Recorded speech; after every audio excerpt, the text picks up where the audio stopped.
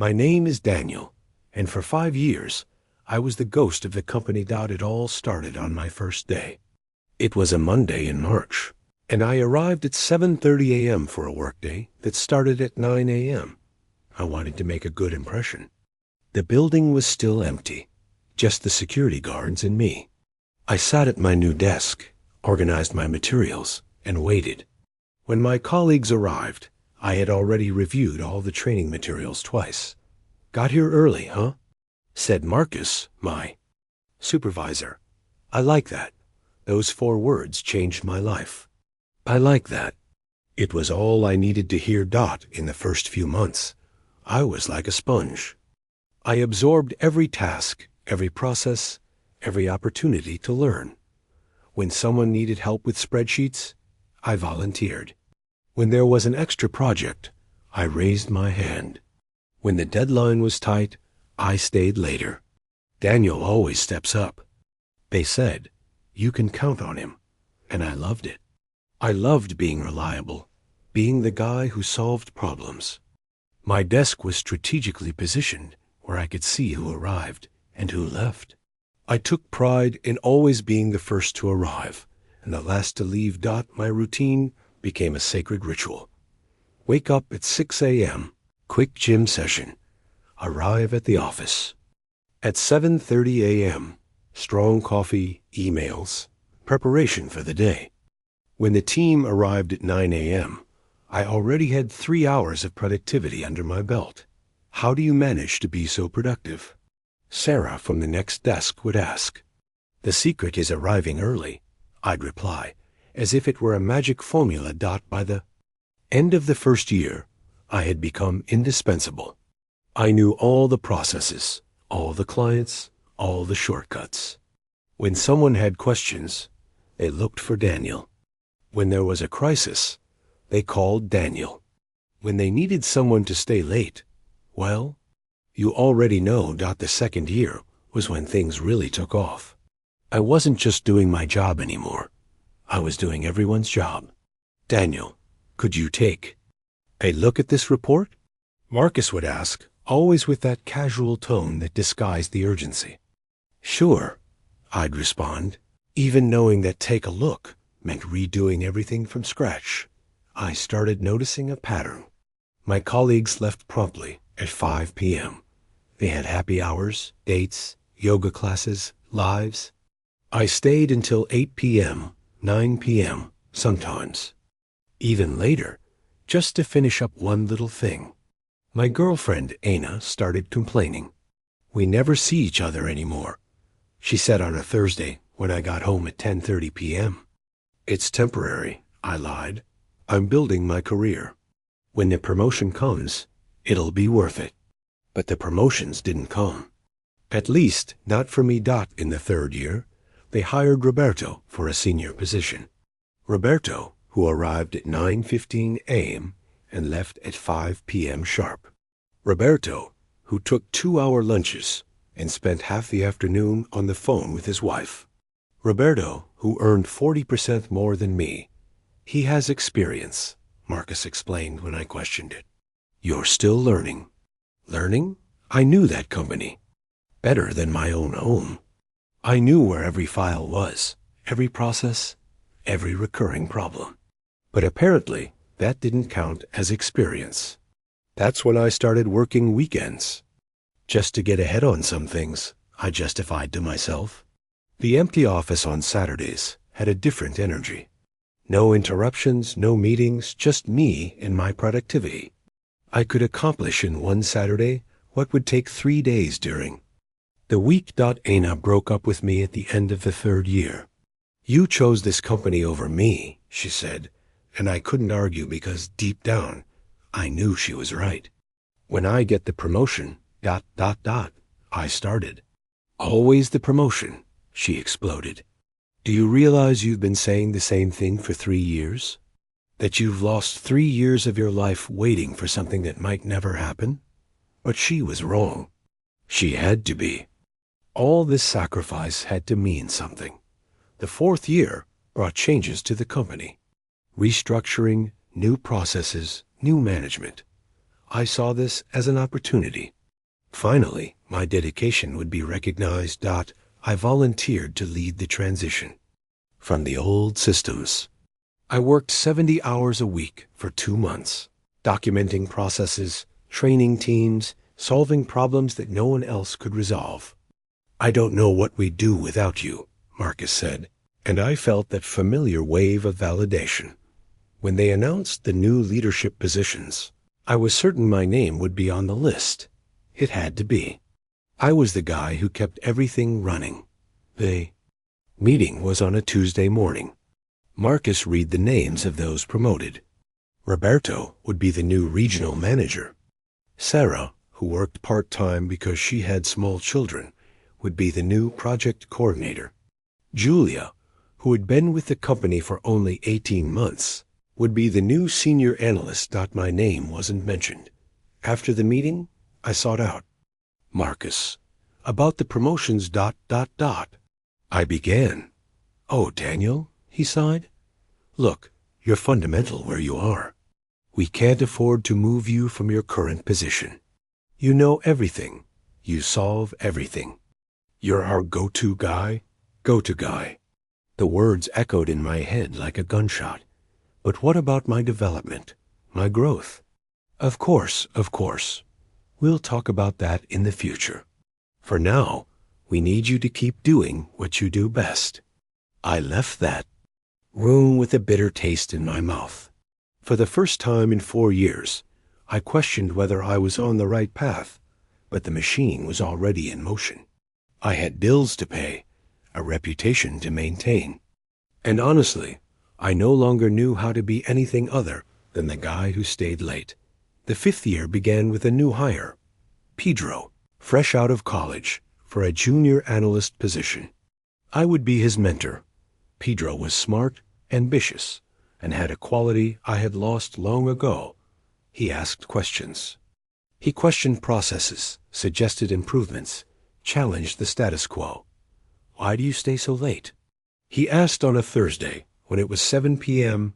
and he was packing up his things to leave. "There's a lot of work to do," I replied automatically. "But that shouldn't be one person's responsibility, should it?" The question bothered me more than I expected. When did I stop questioning? When did I accept that working 60 hours a week was normal? Pedro lasted 6 months at the company. On the day he resigned, he came to talk to me. "I got a better opportunity," he said. 50% salary increase, flexible hours, real possibility for growth. "But you barely started here," I argued. "Exactly. I don't want to end up like—" He stopped, realizing what he was about to say. "Like me?" I completed. He didn't respond, but he didn't need to. The truth was written all over his embarrassed face. It was on a Tuesday in November that everything changed. It was 7:30 p.m., and I was alone in the office once again. The 20th floor was silent, just the hum of computers and the distant noise of traffic below. I was finalizing a report that Marcus had dumped on my desk at 4:30 p.m., calling it super urgent. It was the type of task I had done hundreds of times. Compile data, create charts, format everything perfectly. Work that any junior analyst could do, but that always ended up on my desk. My phone buzzed. A message from my sister. "Mom's birthday dinner was beautiful. We missed you. She asked about you." I stopped typing. It was my mother's 65th birthday. I had promised I would be there. I had even bought a gift the week before. But when Marcus showed up with the urgent report, I automatically canceled my plans. Family will understand, I had thought. Just this once. But it wasn't just this. Once. It was the 5th time that year. How many birthdays had I missed? How many Sunday barbecues? How many New Year's parties? How many moments that would never come back? I looked at the computer screen, at the charts I was formatting, and a question hit me like a punch. For what? For whom was I doing this? That's when I heard the laughter coming from the conference room. Marcus and the VP were still there, sharing drinks and stories. Morbid curiosity made me walk toward the sound. That single quote says why we keep him around, I heard Marcus say. Never complains, never questions, does anything we ask. Perfect for the heavy lifting, the VP responded. These dedicated guys are gold. You can throw anything at them. Exactly. And the best part is, he doesn't even realize he's being exploited. He thinks he's building his career, Marcus laughed. Meanwhile, we save a fortune not hiring more people. My blood froze. They were talking about me. Not as a valuable employee, not as someone with potential, but as a tool, a cheap and reliable resource. What if he asks for a promotion again? The VP asked. Same conversation as always. You're too valuable where you are. Works every time.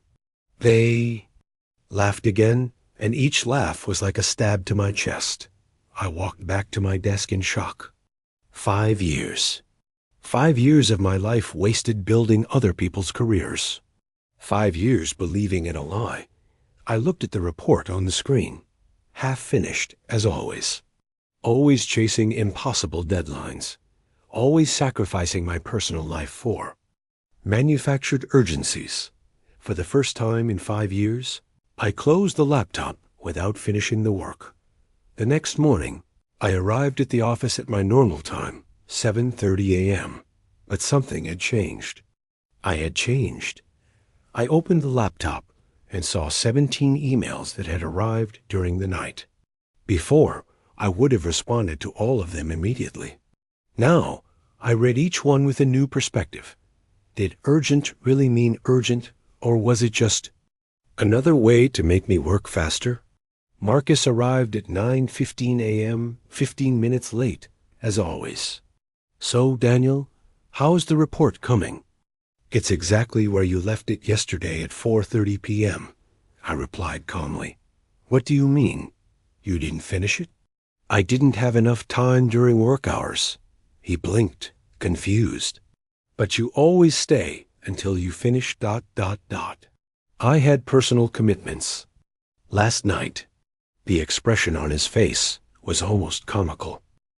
The expression on his face was almost comical, as if I had spoken in a foreign language. Well, then you can finish it this morning, right? I can, yes, but it'll take however long it takes. During the day, I practice something revolutionary. Saying no. Daniel, could you take a look at this presentation? Sarah asked.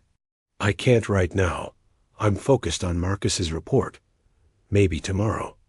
Daniel, could you stay a bit later today? We have that client meeting, ... Roberto tried. I can't. I have plans. My plans were to go home, order pizza, and watch Netflix. But they were my plans. The change wasn't easy. For weeks, I felt constant anxiety. What if they were disappointed? In me? What if this affected my career? What if they fired me? But a funny thing happened. None of that happened. The work continued to get done. Deadlines continued to be met. The company didn't collapse because I started working normal hours. Actually, something even more interesting happened. When I stopped volunteering for everything, when I started valuing my time, people began to respect me more. Not less, more. 3 months later, I received an offer from another company. A headhunter had seen my LinkedIn profile. A profile I had finally updated because now I had time for it. The offer was a 60% salary increase, flexible hours, and a culture that truly valued work-life balance. On my last day at the old company, Marcus came to talk to me. Are you sure about this, Daniel? You're part of the family here. Family. The word they use when they want you to work for free. I'm sure, I replied. It's time to grow. If you're listening to this story and recognize yourself in it, I want you to know one thing. Your worth is not measured by how much of yourself you're willing to sacrifice. You are not a machine. You are not an inexhaustible resource. You are a human being with dreams, relationships, and a life that extends far beyond the walls of any office. The company that truly values you will respect your boundaries, not exploit them. The right opportunity will come to someone who knows their own worth, not to someone who gives it away for free. It took me 5 years to learn that the most radical thing you can do in a world that demands everything is to save something for yourself. Start today. Leave on time. Take your lunch break. Use your vacation days. Say no to projects that aren't yours. Set boundaries and protect them fiercely. Your future self, the one who didn't burn out, who didn't sacrifice everything for nothing, who learned to value themselves as much as they valued their work, will thank you. The office lights will turn off without you. The world will keep spinning, and you'll finally be free to live the life you've been postponing for a promotion it would never come. You deserve better, and it starts the moment you believe it.